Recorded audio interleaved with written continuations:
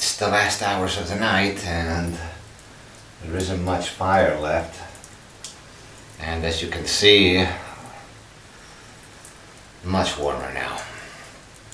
Equally, I would like to speak to you about something which is trivial for me, but terribly provocative for certain individuals of my culture. And it's as simple as the paella. Well, the paella. The Valencians, each and every time some international famous chef comes about and does something with rice, and that paella, which is the name of the instrument, comes from Paella, they go mad because they can't accept a very simple truth. And I'm going to tell you that simple truth because my family was there and I know what I'm talking about. There was not a great deal of rice production in the Roman, Iberian, and Greek days in the community of Valencia, what is today called the community of Valencia.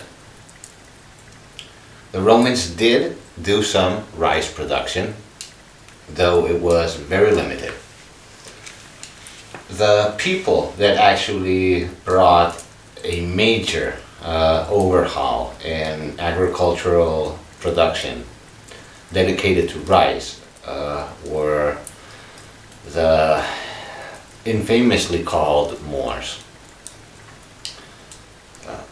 We will call them Moors for simplicity's sake, although it's not a very exact name for all of the tribes and different types of people that come from those lands. And what happened was that the Moors, their religion and their society, accepted slavery in more than one form.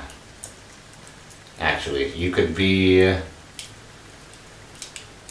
Christian in a semi sort of slavery state, or you could be an actual slave.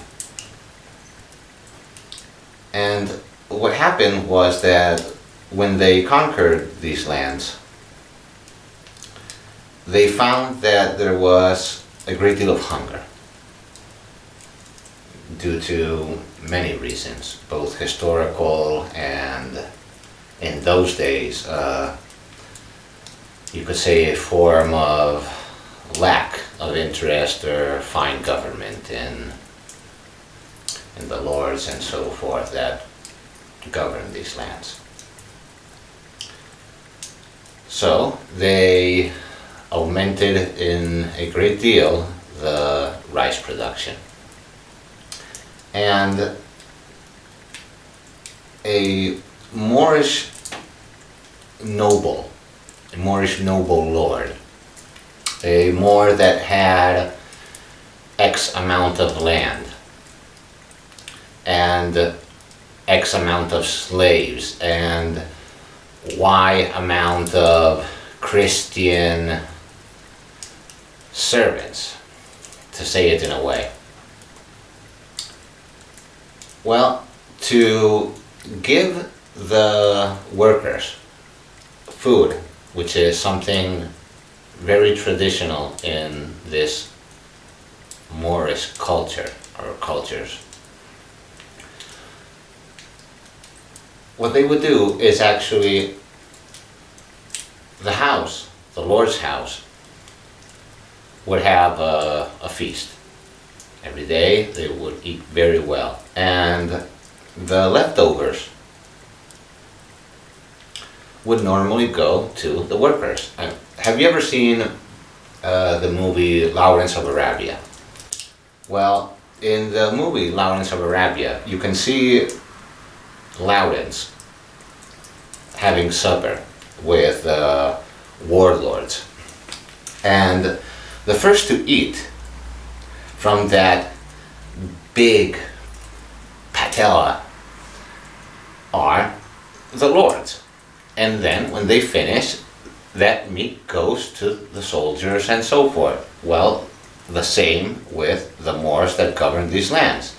Let's say you would be a Moorish lord and you had 20 workers of one type or another type. It would be traditional for the lord of that land to give food to the workers in the middle of the day. So, once the lord's household was finished dining, they would take those leftovers and bring it to the fields for the workers to eat. And in these fields, these workers combined rice with the leftovers, and they would create what is a sort of paella. You see, the Moors have a very traditional type of large, you could say large sartén or large patella, as they call this instrument in Italy, or was called at least. And it was a great deal thicker than the paellas of today. What is the sartén, of course. So they would use this sort of large sartén to boil the rice and mix it with the rest of leftovers. They could be vegetables, meat, well, only very nice days meat. That would never normally come to a good end on their behalf. And in this fashion is how the patella, came to be known to the Christians and other slaves of this land. So when a Moor tells you that this story is the true story, believe him or her, because it is true. In fact, it's a mix. The word paella comes from two places. One, the Italian instrument, which was called patella. And two, a Moorish word that symbols maeja or maella. And these two words combined create paella.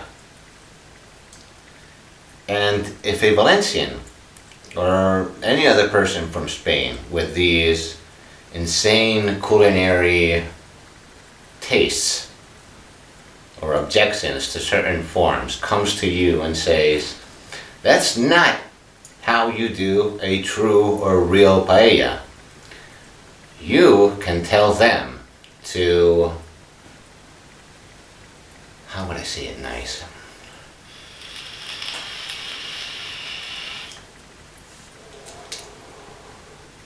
Go to the mountains and look for asparagus.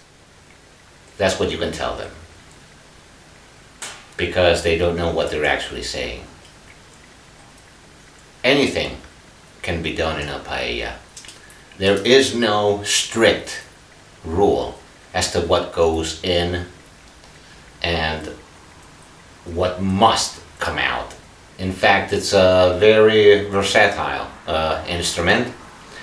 And the traditional Valencian households will actually use leftovers from other meals to make a paella. All of these recipes that people say this is the true form or that is the true form, it's all bollocks. Don't listen to them. They have no clue about what they're talking about, and frankly, to me they seem to be an elitist bunch. That is the truth of the paella. And I hope you like this little story. Perhaps I can explain it in more detail another day. One of those video montages with music and images and whatnot. Thank you for staying with me and listening to this story, and I hope you have a good night.